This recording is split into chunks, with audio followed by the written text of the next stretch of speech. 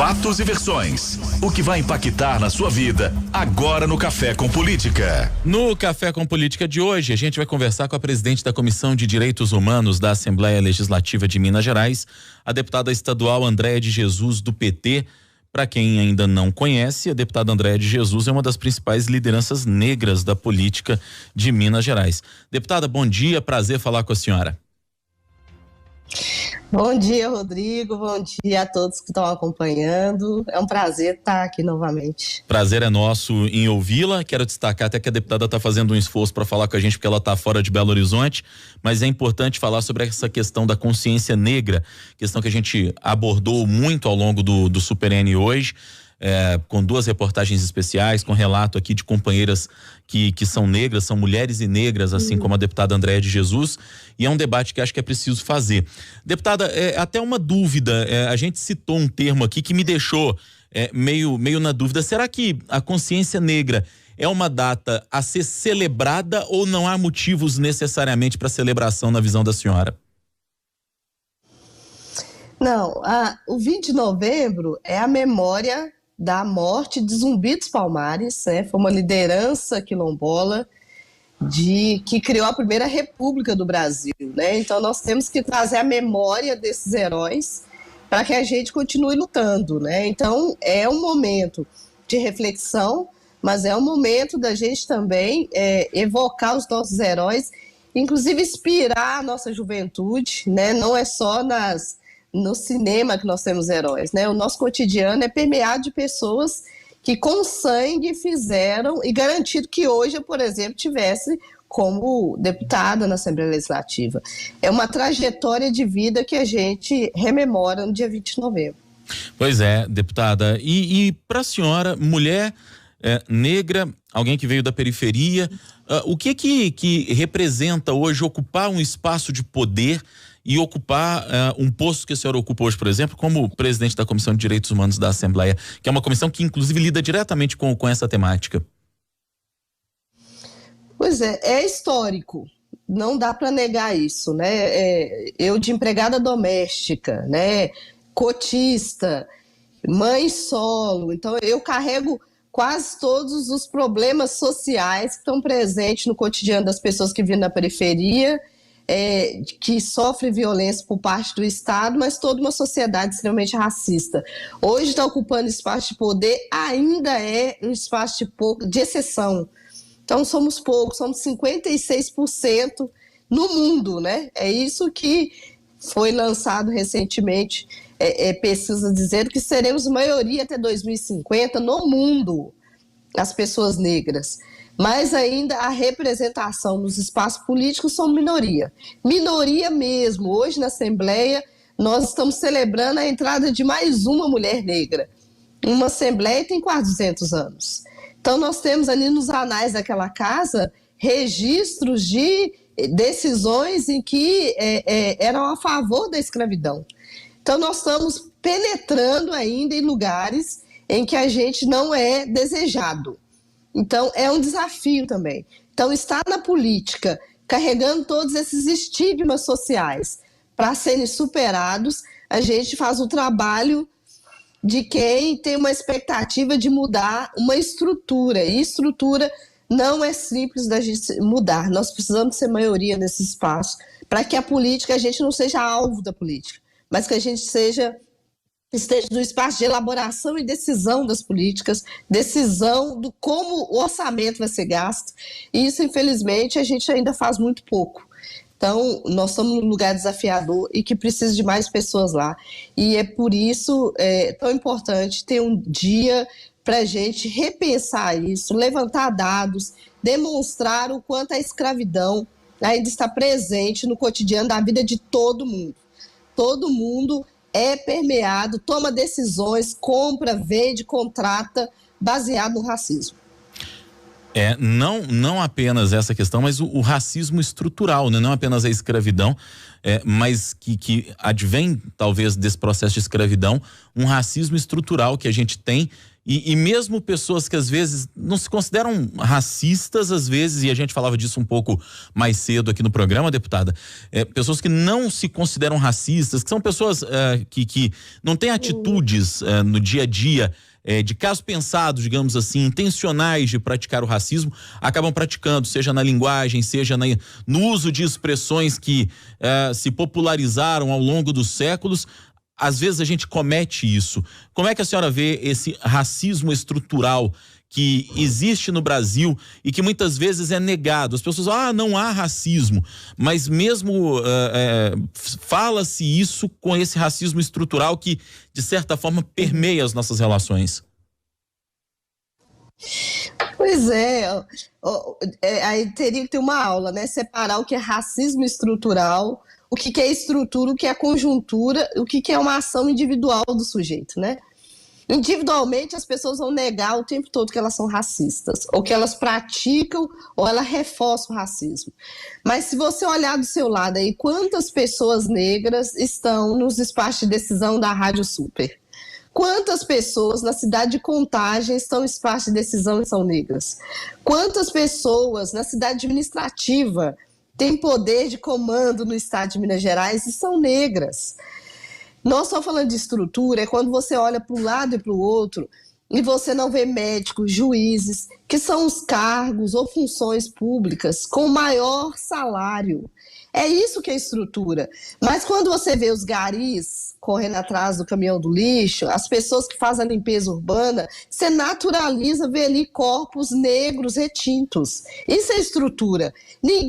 A seleção não foi feita pela cor da pele, mas a estrutura que essa pessoa vive, a pouca escolaridade, o baixo acesso à informação, faz com que essas pessoas sempre estejam em cargos ou funções públicas, ou em empresas privadas, tendo menores salários.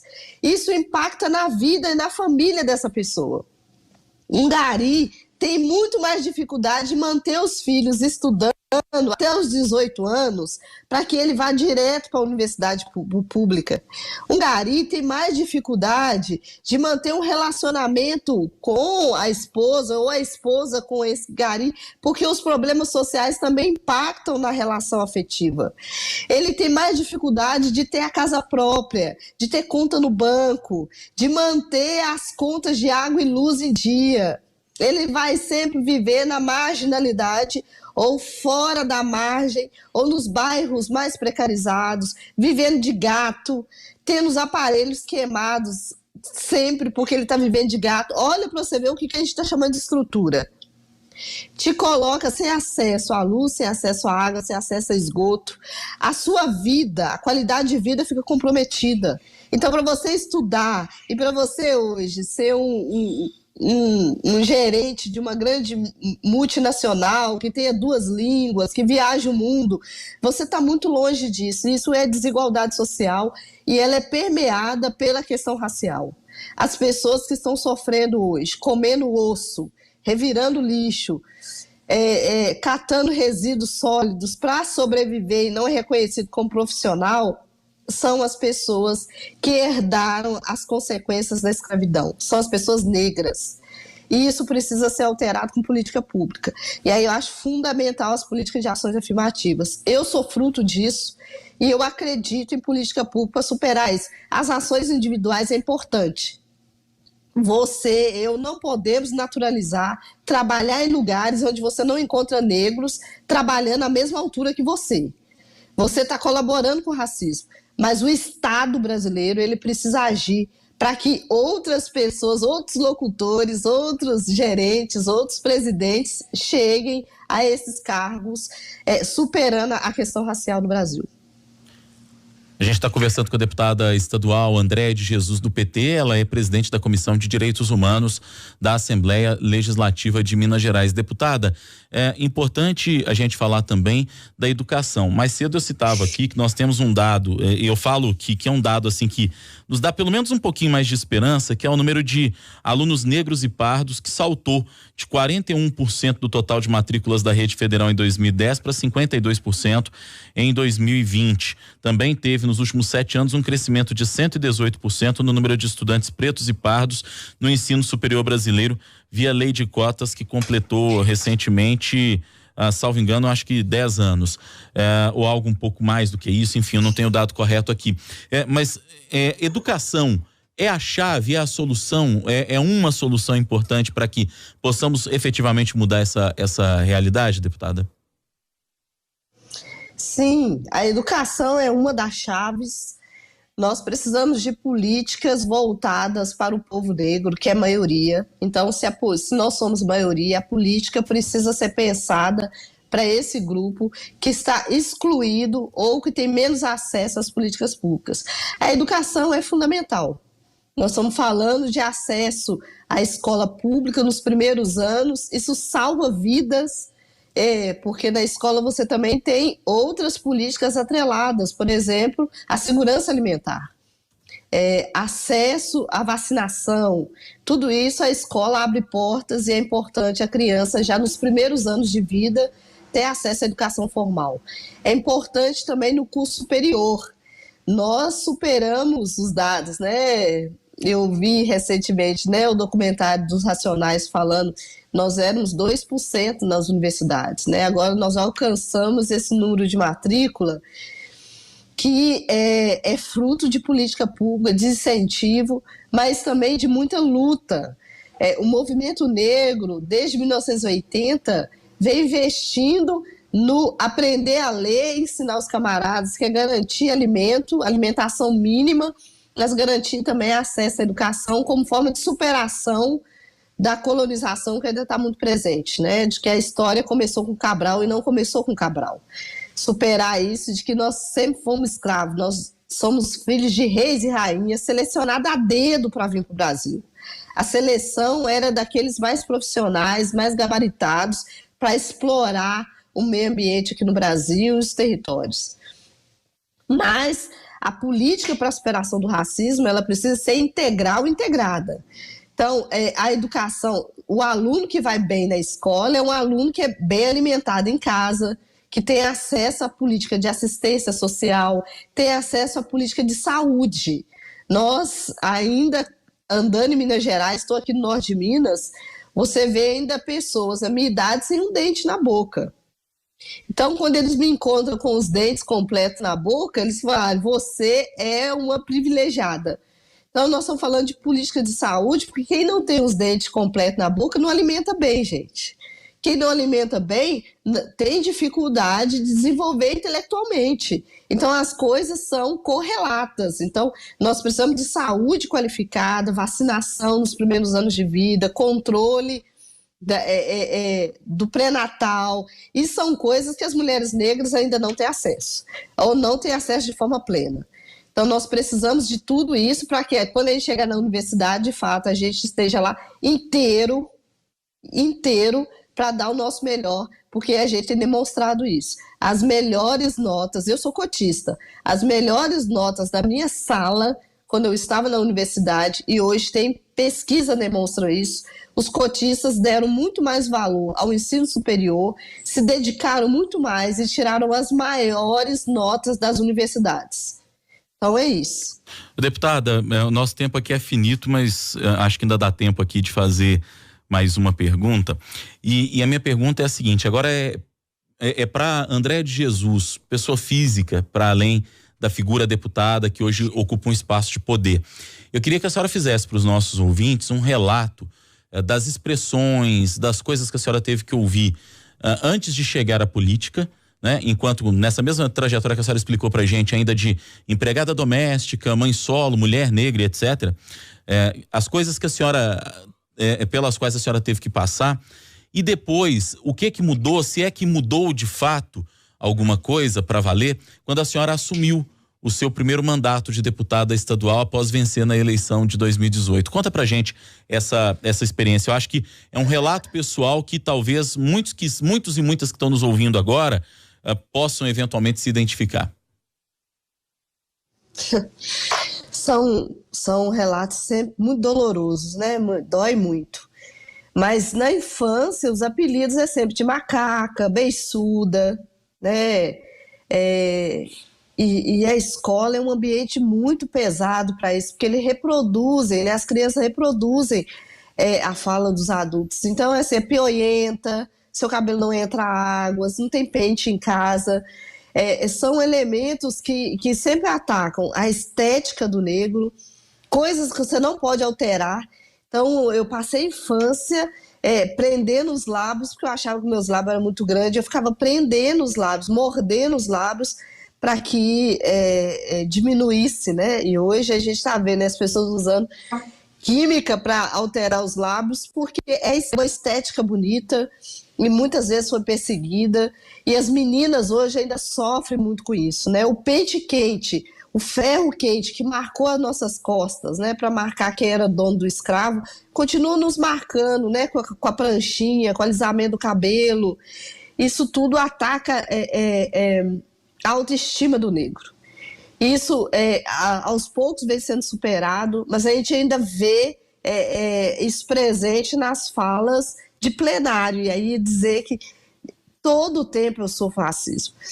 Eu sou advogada, acompanho a luta, as lutas fundiárias no estado de Minas Gerais, e toda vez que você entra entrava no presídio, ou entrava no fórum, sempre, aqui não é entrada de serviço, te revista 2, 3 vezes, quando um outro advogado passa direto e nem apresenta a carteira. Tenta o tempo todo te confundir com os familiares das pessoas que você está acompanhando, né? O juiz faz questão disso, né? O réu não fala, e quando eu estou falando como advogada, né, não sou réu. Então, situações mais diversas. E na Assembleia também. Os colegas parlamentares fazem o tempo todo questão de dizer que você é um corpo estranho naquele ambiente. Então, te chamar de burra, vai estudar, você não entende disso, você está trazendo macumbeiro para dentro da Assembleia, aqui não é igreja, aqui a religião não é tratada aqui, como nós estamos trazendo pessoas que sofrem intolerância religiosa, que sofrem com racismo e que buscam na Comissão de Direitos Humanos forma de denunciar e de alterar essa situação. Então nós estamos vivendo o tempo todo o tempo, me confundir com a pessoa da limpeza, me confundir com a pessoa... E não é para desqualificar a pessoa da limpeza, é para dizer que o meu corpo é um corpo estranho, que não deveria estar ali, e que a minha linguagem, a minha forma de vestir, tudo incomoda. Esse é o desafio que eu passo até hoje, dói muito, porque e aí o que mudou do ponto de vista positivo é que no primeiro ano do mandato eu consegui comprar uma geladeira para minha irmã, que tem 2 filhos e não tinha geladeira. Eu consegui colocar um cercamento em torno do meu lote que não tinha. Eu consegui comprar um colchão que a gente não tinha para deitar. Então, essas relações econômicas, patrimoniais, elas também afetam muito diretamente o corpo negro, e eu acho importante registrar isso, né? Hoje eu consigo comer melhor, né?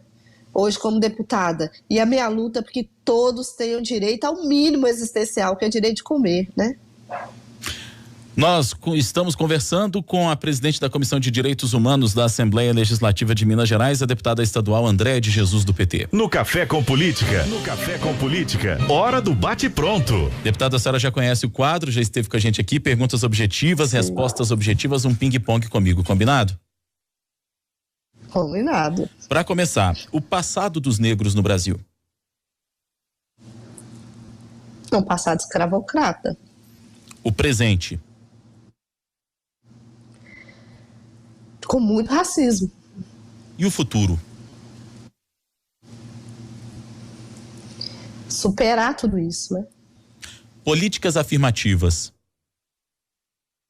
Necessário ampliar. Lei de cotas. Permanecer, tem que ser permanente. Racismo estrutural.